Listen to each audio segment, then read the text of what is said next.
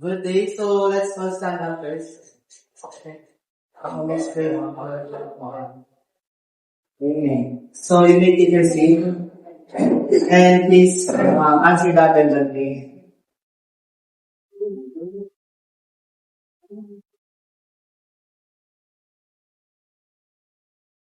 Thank you. So welcome to the Technical Education Skill Development Authority or TESDA.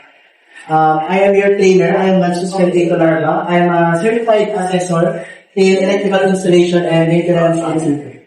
So we are currently here in Technological University of the Philippines due to our partnership with Tesla. So this is the mission and vision of Tesla. We may freely read the mission and vision.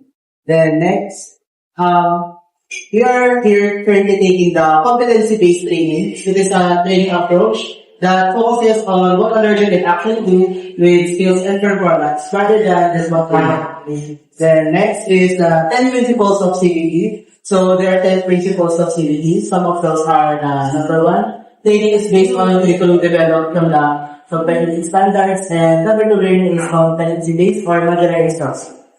Then next is the CBT framework. So this will be our system today in our competency-based training. Then next, of course, we have the role of the trainer or my role. So I will serve as a team leader and provider of motivation to you guys, the trainees. And also, I am here to evaluate your achievements and here to facilitate you in your activities. Then, of course, you have the role of the training. It is your goal. So you have to select what you want to learn and when you want to learn it. Then next. Of course, you are here today because of your qualification for the electrical installation and maintenance NCP.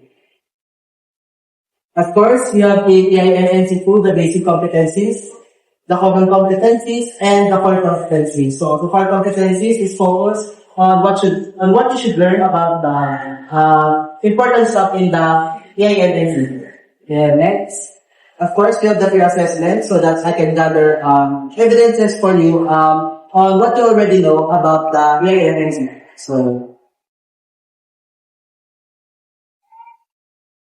So you're given 5 minutes to answer the polls and the reference. Okay, thank you.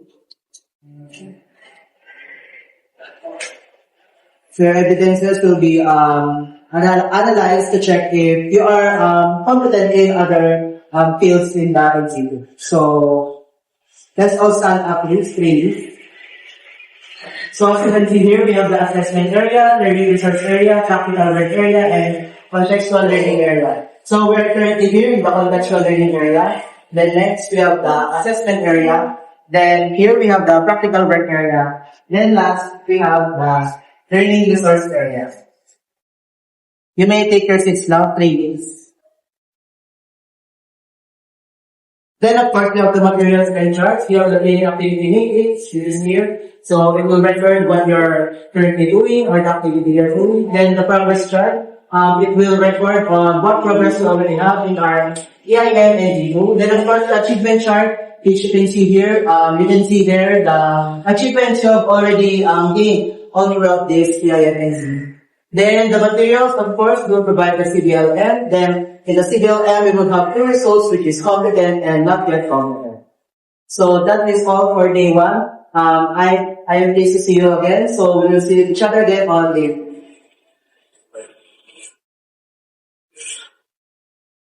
Good day, trainees. So welcome to the day 2 of our Tesla training. So before we start, let us have our attendance.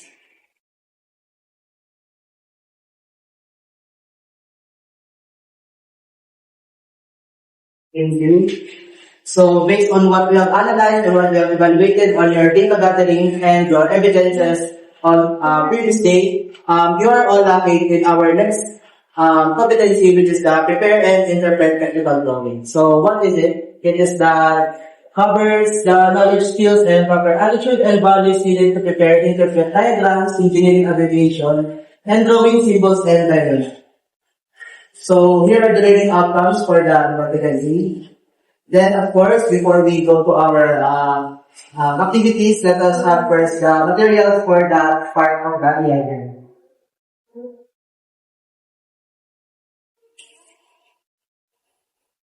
Thank you, trainees. Now that you have read and that you have gone through the materials, let us now interpret what are the technical drawings. So this will analyze what you have learned and how you can interpret technical terms.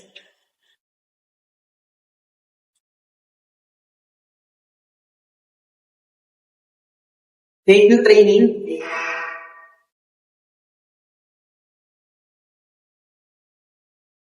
Now that you know how to interpret technical drawings, let us now prepare our electrical or electronic schematic drawings. So, trainees, please stand up and let us proceed to the practical work area.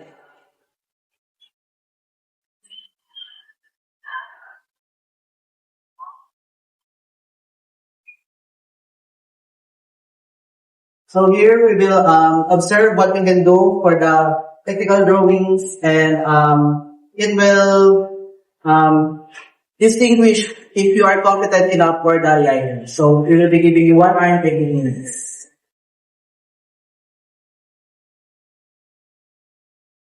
Thank you, trainees. So I will call you one by one later to evaluate if you are competent enough or not.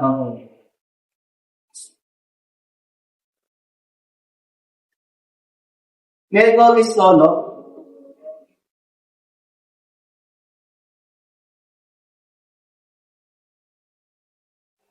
With Davis Solo, as I can see here and as I have evaluated, you can interpret well the technical drawings and you can read symbols and different drawings. So I can say that you are competent.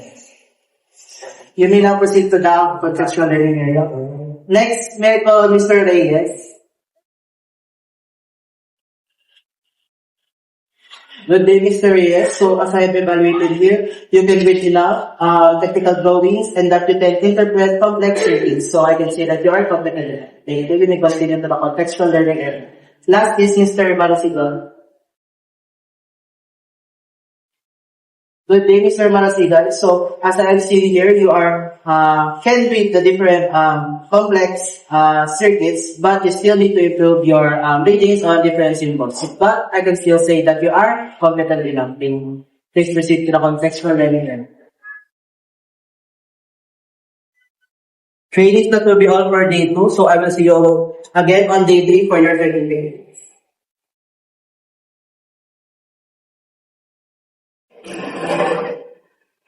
Good day, trainees. We are now in day 3, and here are the certificates for all those that are meant to be